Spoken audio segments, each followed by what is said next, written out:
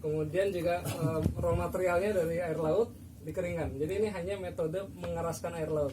Nah, udah itu dijual kan. Jadi sesimpel itu, tidak ada pabrik mesin pengolahannya, tidak ada pabrik penghalusnya gitu. Nah, jadi Ramsol hanya sampai raw materialnya aja gitu. Jadi jualnya jual curah tanpa merek gitu, tanpa merek.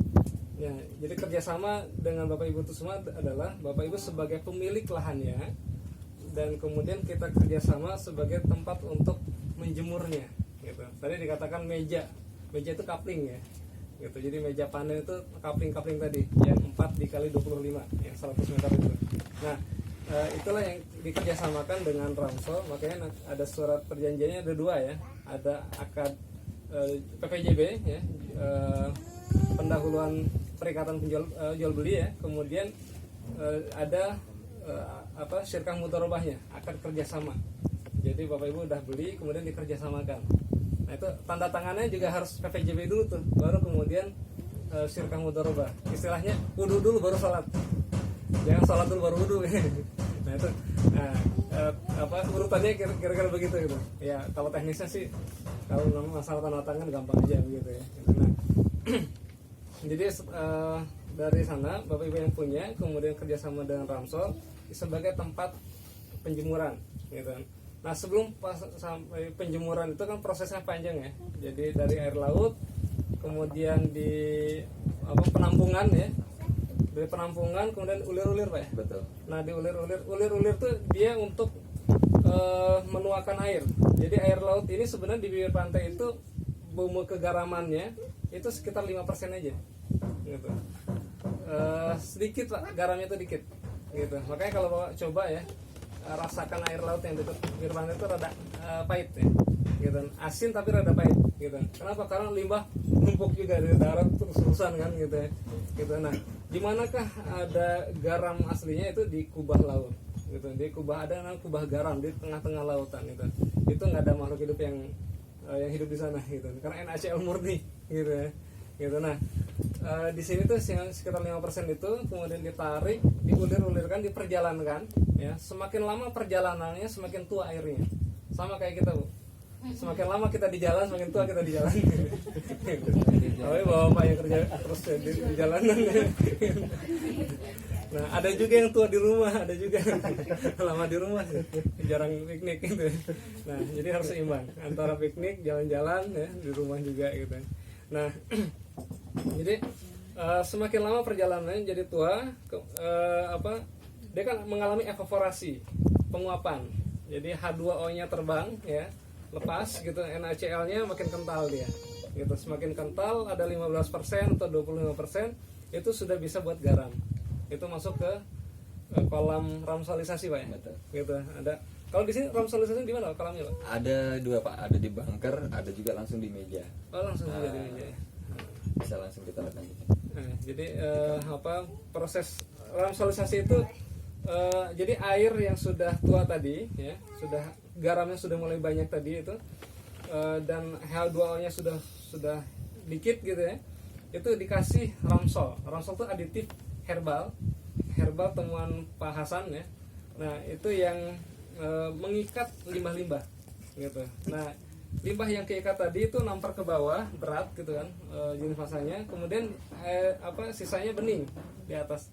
Nah, yang bening itulah yang kemudian ditarik ke meja-meja garam gitu, meja panen gitu. Jadi nanti di sana tuh kelihatan bening ya di atas HDPE, plastik HDPE itu akan bening gitu. Nah, dijemur semakin lama semakin keras gitu kan, ikatan NaCl-nya kebentuk begitu, makin keras, jadilah nanti garam kristal gitu. Nah, garam kristal itulah yang dipanen dan dijual gitu. Itu kita tidak buat garam halus, tapi kita bisa juga buat garam halus gitu. Nah, Ramsol alhamdulillah berhasil kemarin. Justru pembuatan garam halus itu di musim hujan gitu. Kalau di musim panas sebaiknya jangan buat garam halus gitu, karena musim panas tuh ya permata lah bagi kita, itu jarang-jarang gitu kan gitu. Nah, karena ini musim panjangnya di hujannya kan gitu. Nah, begitu kita musim panas kita fokuskan ke pembuatan garam kristal gitu, dan jenis masanya berat, jadi tidak harus full satu karung Pak ya, itu 50 kilo tuh udah tercapai gitu. Tapi beda dengan garam petani ya. Petani itu satu karung full itu 50 kilo gitu. Yang punya kita nggak nyampe udah 50 kilo gitu. Kalau di full kan itu bisa 70 kilo gitu. Jadi lebih berat lagi. Makanya saya pernah tanya, ada petani di sini, saya tanya, Pak, kenapa Bapak gabung ke Ramsol? Dibilang saya sejak tahun 80-an sudah di garam, baru 4 tahun belakangan saya gabung dengan Profesor. Kenapa? Alasannya itu tiap kali nimang di koperasi punya saya udah penuh, beratnya 51 kilo, karena harus plus ya, 50 plus 1 kilo gitu kan. Lah punya Profesor tingginya sama, karungnya sama gitu kan, begitu ditimbang 70 kilo, jadi loss 20 gitu. Nah, ternyata ada metodenya gitu. Nah, metode Ramsol itu, jadi kelebihan kita tuh ada dua ya, ada pakai plastik HDPE tadi ya, yang hitam-hitam ini Bu ya, dan juga pakai Ramsolnya gitu. Nah ini di sebelah nih itu ada yang putih-putih ini, plastik putih, itu pakai HDPE juga bawahnya, plastik HDPE, tapi tidak menggunakan Ramsol gitu. Nah kalau nggak menggunakan Ramsol artinya limbahnya masih ada gitu. Hasilnya juga garamnya juga masih coklat. Dan sampai sekarang belum panen, nggak maksimal ya, maksimal gitu. Jadi ini lebih dulu sebelum ada ini Pak gitu. Itu punya orang sini. Punya orang sini. punya penduduk. Itu aluminium foil plastik biasa. Plastik HDPE gitu. HDPE juga sama kayak kita gitu. Cuman dikasih ini semacam prisma gitu, plastik penutupnya gitu. Nah, tapi karena pakai plastik, ini kan ini musim panas nih. Iya. Musim panas mereka ya panasnya di dalam aja. Jadi udah naik ke atas turun lagi gitu. Harusnya tuh menguap. Gitu. Kalau makanya kita kan terbuka ya, terbuka ke bawah angin gitu kan, panas ke bawah angin jadi menguap gitu. Maka proses buat garamnya cepat. Ini sebenarnya belum dikasih ramsalisasi Pak ya, gitu. Itu sudah ada garamnya karena air laut. Plastik HDPE ini dia tahan 5-10 tahun gitu ya. Bahkan katanya bisa sampai 15 tahun gitu kalau sering-sering dikasih air gitu. Jadi mau hujan nggak hujan gitu ya, itu kasih air terus gitu. Sebab kalau nggak ada airnya ya meletek dengan plastik ya, jadi cepat hancur juga gitu. Nah tapi karena dikasih air tanpa Ramsol jadi garam juga. Dan menariknya garam yang jadi juga tetap ada harganya gitu. Garam itu walaupun dia butek warna coklat tetap ada yang belinya gitu.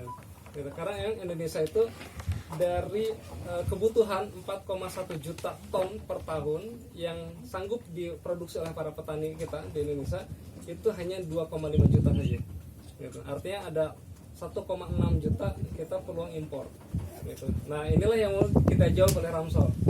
Jadi Ramsol mau menjawab di 1,6 juta ini gitu. Ya kalau misalnya satu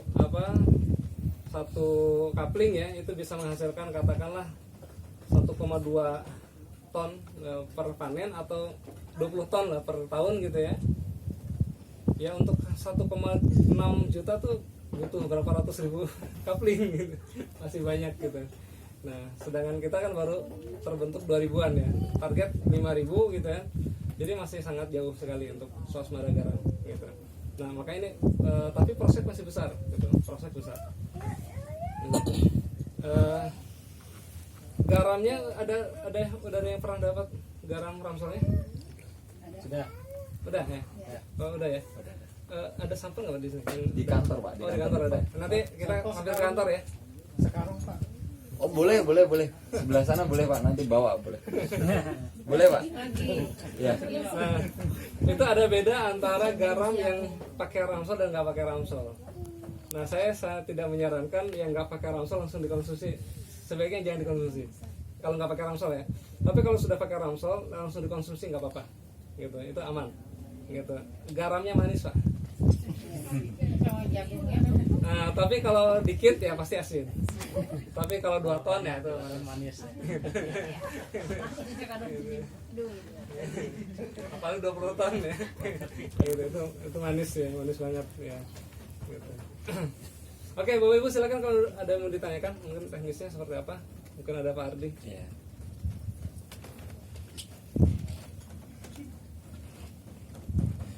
Pada pada lemes ya, masalahnya belum keisi ini tadi.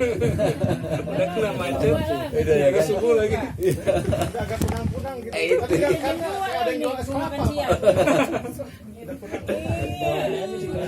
Ini susah lihat ini. Pohon Masuk kelapa angin ini. tuh jauh ya Ramsel. Satu. Pondok Indah. Ya, silakan. Assalamualaikum warahmatullahi wabarakatuh. Assalamualaikum. Perkenalkan saya Fajwa dari Garut. Kang, Pak, saya mau tanya. Saya pernah baca bahwa pembagian hasil dari garam ini bagi hasil ya, itu kan 50/50. Kenapa harus 50/50?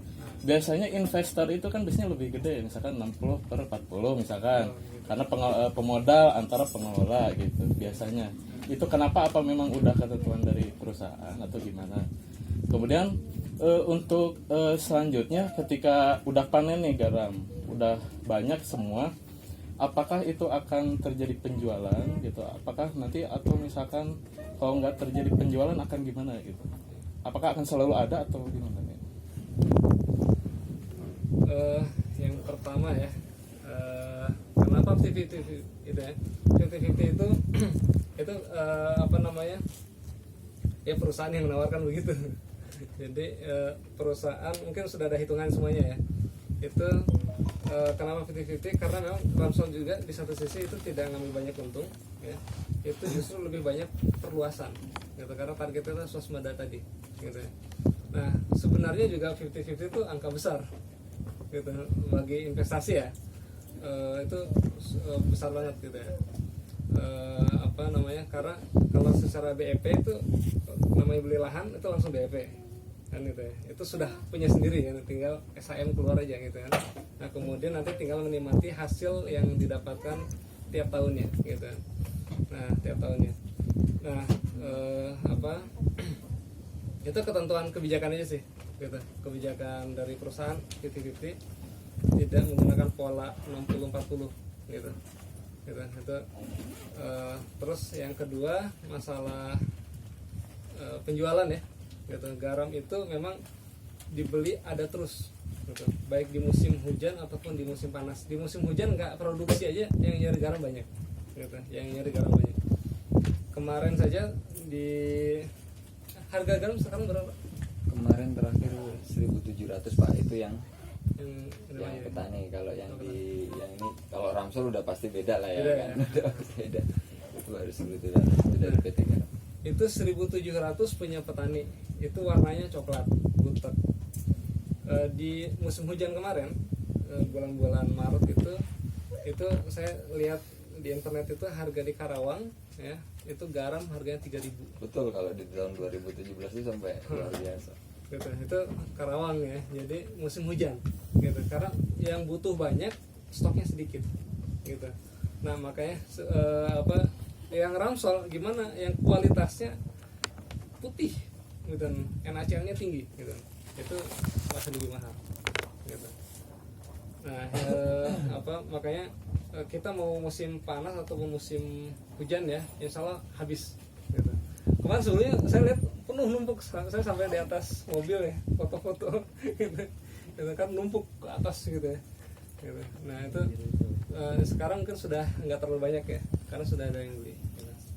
Yang jelas garamnya habis gitu, nggak usah khawatir siapakah pembelinya ya, itu sudah banyak gitu. Dari mulai tengkulak, mulai pabrik, mulai bahkan kita sendiri ya gitu. Kalau pengen mau jual sendiri juga nggak apa-apa, silakan aja gitu gitu, mau ngolah sendiri silakan gitu. Yang jelas banyak apa pembelinya banyak gitu, nggak usah khawatir dengan pembeli. Mungkin tadi kan Ya mungkin kalau dari penjualan memang ada departemen sendiri Pak ya, kita marketing. Sama lah kalau dengan Kapin mungkin sama Pak Rizal, kalau kita ada kemarin di beberapa, karena kan kita sifatnya ini bahan baku ya Pak. Kalau bahan baku itu jatuhnya kita larinya ke industri, jadi yang namanya industri kan kontinu nih Pak kebetulan. Nah cuman ini di persoalan harga aja, karena memang untuk saat ini lagi banjir nih garam Pak. Jadi kita ada strategi dan trik tersendiri, kita tahan ulur, kita tarik ulur, cari sampai kemudian ada harga yang cocok baru kita lepas.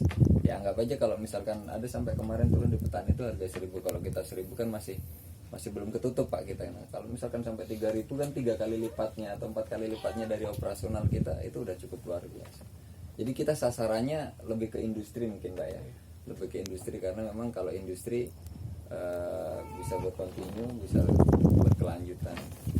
Ini ada departemen sendiri Pak ini yang menangani untuk itu. Kemarin kita pun juga segera minta segera di ini kan, biar kita pun juga bisa nggak terlalu lama, karena kalau kita terlalu lama di stok kemungkinan penyusutan tadi yang Bapak betul sampaikan tadi, karena yang tadinya 50 bisa berkurang, ada yang tadinya 70 kita bisa berkurang. Artinya kan penyusutan itu udah pasti karena kita kena terik matahari, kena ini di dalam. Mungkin itu Pak Arif. Oke. Kemarin hasil garam kita di lab ya itu sekitar 99 NaCl, itu di atas 99%. Skopindo ya, Skopindo sama apa itu? 9,5. Hah? 9,5. Ah, 99,5 ya. Ada 2 alat ya. Ini sudah sangat layak farmasi. Jadi garam itu ada 3 jenis. Yang pertama itu untuk konsumsi, yang kedua untuk industri, yang ketiga untuk farmasi. Yang untuk konsumsi itu angkanya 94,7% atau 95% gitu. Ke atas ya gitu. Nah, kemudian untuk industri itu 98%. Gitu. Nah, sedang 97,4% gitu. Nah, kalau untuk farmasi itu 99%. Nah, NaCl-nya itu. Nah, salah satu penggunaannya adalah ini air apa tuh? Infus. Air infus itu kan NaCl, garam murni itu. Itu garam cair gitu. Yang garam cair murni itu udah ini itu air garam. Nah, waktu tahun berapa ya Pak SBY itu pernah panen di Indramayu gitu, itu di angka 99,6%. Nah, hasil kita terakhir ini juga 99,5%. Jadi sudah sangat tinggi sekali. Gitu. Jadi ini garam berkelas sebenarnya, garam cukup mahal. Oke, Bapak Ibu silakan, ada pertanyaan lagi.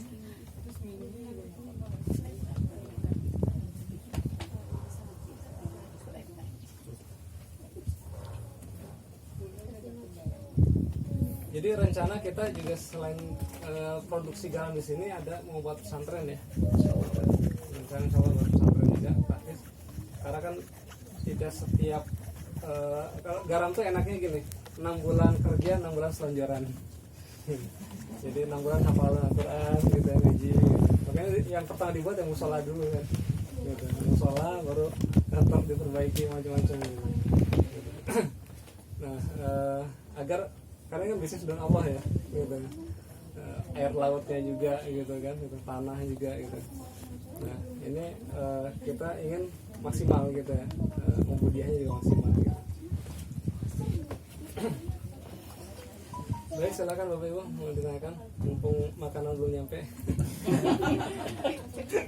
Susah ngomong apa lagi.